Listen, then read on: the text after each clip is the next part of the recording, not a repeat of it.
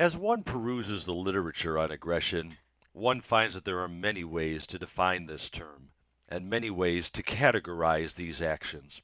It reminds me somewhat of the children's story about the seven blind men and the elephant, that these blind individuals are touching different parts of the beast and they perceive the elephant differently. The person touching the trunk says, "Oh, the elephant is very much like the branch of a tree." The one feeling the leg says, "No, it's much more like the trunk of the tree." The one feeling the side of the elephant says, "An elephant is very much like a wall." The one feeling the tail says that an elephant is very much like a vine. There are two general types of aggression that we do see repeated over and over again in the literature. The first type being reasoned aggression, premeditated, goal-oriented aggressive acts. Examples would be a candidate for the Bloods gang slicing a stranger's face in order to belong, bringing blood in order to become a Blood. It may be a bully waiting in the hallways to intercept a victim. Then there's the reactive type of aggression, where one is overcome by emotion, where it is spontaneous. Examples of this would be a kid with attention deficit hyperactivity disorder having his or her energy blocked and pushing another. An academically frustrated kid exploding. An outburst due to disappointment with one's performance. It might be an abused kid with issues simmering just below the surface who attacks a beloved teacher who imposed restrictions. Anger, too, is recognized as a secondary emotion. When somebody says, "I got angry," we could ask, what caused the anger? That anger follows a primary emotion.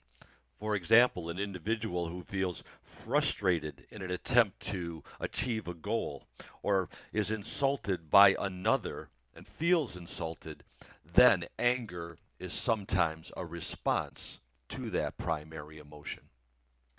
Let's take a peek at some subtypes of aggression, ones that our functional behavior assessment might determine as being the motive, determined via our ABC analysis, our interviews, evidence gathered, or the use of Dreicher's mistaken goals procedures. There are some fairly common intentions or hidden messages behind the aggressive act. For example, the aggression may be instrumental. "I want that." And the kid breaks into another kid's locker or breaks into the teacher's car. It may be the seeking of dominance. "I am the alpha brute."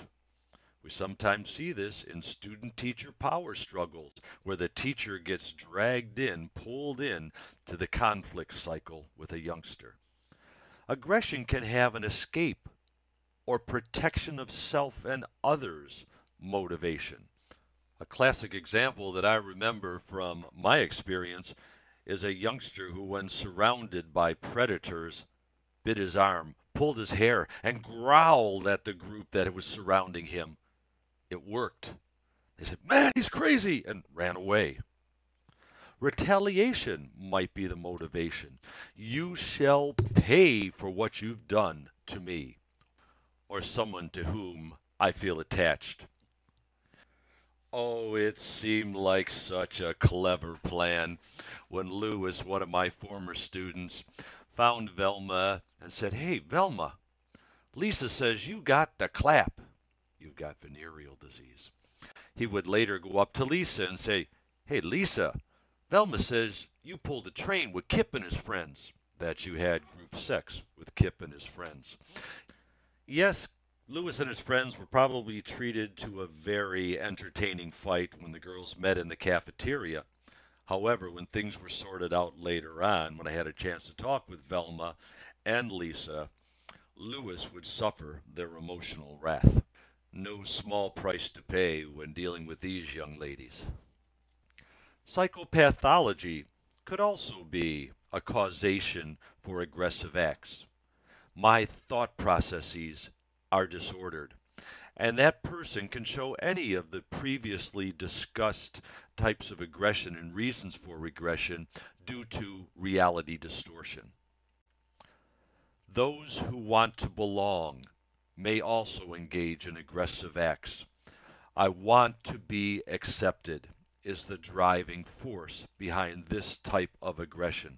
An example of that would be a youngster who gets jumped into a gang, gets beaten up by gang members in order to be accepted into that gang. There are certainly other reasons for aggression. Scapegoating one due to frustration, what we call displaced anger, the wrong person being the brunt of the angry outburst. It could be a case of mistaken identity.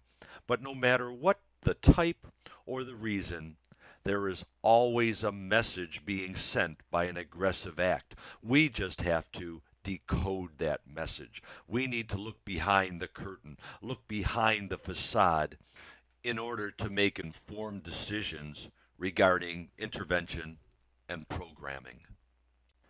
Aggression is funneled through one of three channels. It can be aggressive language, where the psyche of the recipient, the mind, the spirit, or the soul receives harm. That aggression can be physical, in which the body receives harm. Everything from the Three Stooges to Freddy Krueger. Everything from the Thriller in Manila to the Brawl in the Hall. Of course, we can have a combination of those two. One youngster pummeling another while insulting or taunting that other youngster. Or what are known as bias crimes, where if one is physically aggressive toward another, but also says something negative about their heritage, about their religious group, about some other important aspect of their life, one receives a double penalty, a double physical penalty for inflicting double hurt. Let's look more in depth at each of these channels. You've no doubt witnessed various types of language aggression. Perhaps harsh words, everything from "you're a poo-poo head" to the salutary "F you." Various levels of insults. Level 1, the least incisive, is commenting on one's physical characteristics. Now, I'm not going to mention anything about your big butt, bald head, or yellow teeth, but these kids will. They'll say something like, "Whoa, you've got the biggest nose I've ever seen, especially on such a small head." Level 2, more incisive, is attacking one's home and hearth. There's a depreciation of the family. A youngster turning around a picture of my family on my desk and saying, "Whoa, McIntyre, you got some ugly kids. You shouldn't be breathing anymore. This is a disservice to society." They may attack your race or downgrade or degrade your race. I've heard, "McIntyre, you dress okay for a white guy." Or, "McIntyre, how come all these white people dance like you got a stick up your butt?" They may attack your personal possessions. "Why do you wear such ugly jewelry? Aren't you embarrassed to be driving that car?"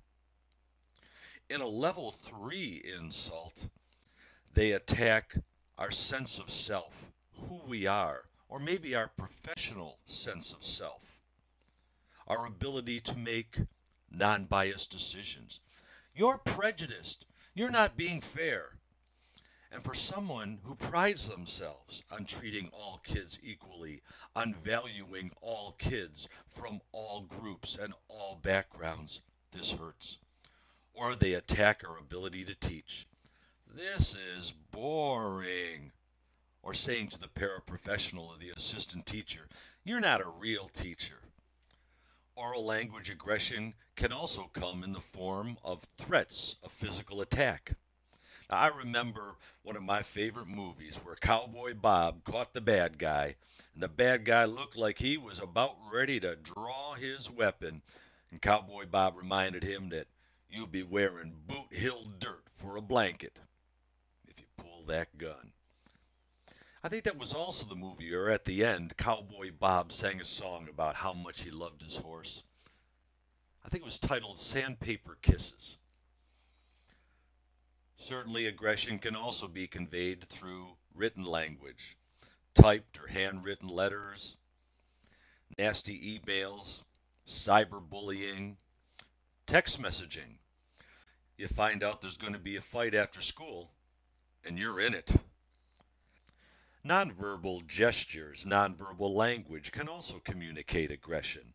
A youngster who quietly in the classroom catches the attention of another and mouths, "You're dead."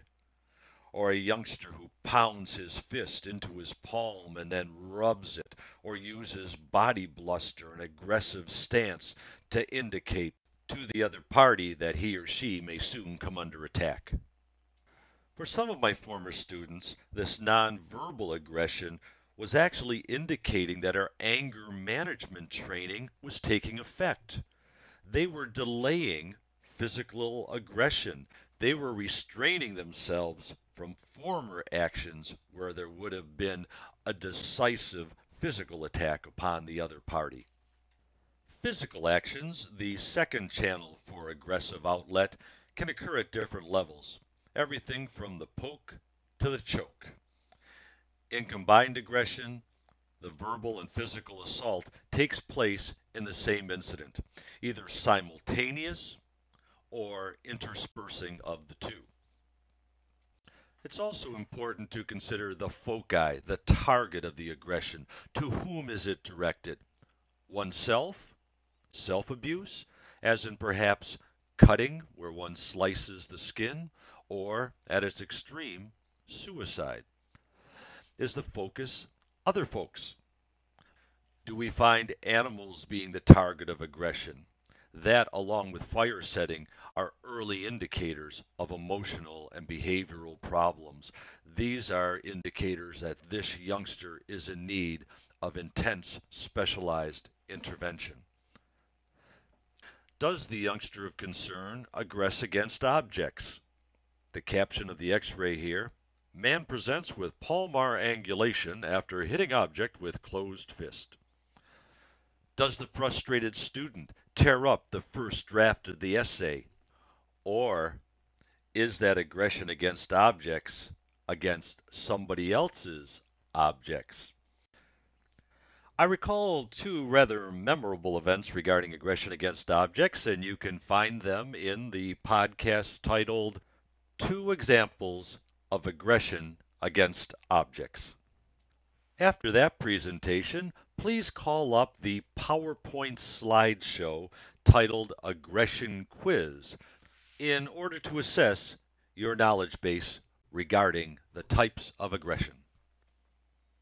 After having taken the quiz, please call up the Word document pertaining to strategies for preventing and diffusing defiance, the topic of our final podcast on aggression.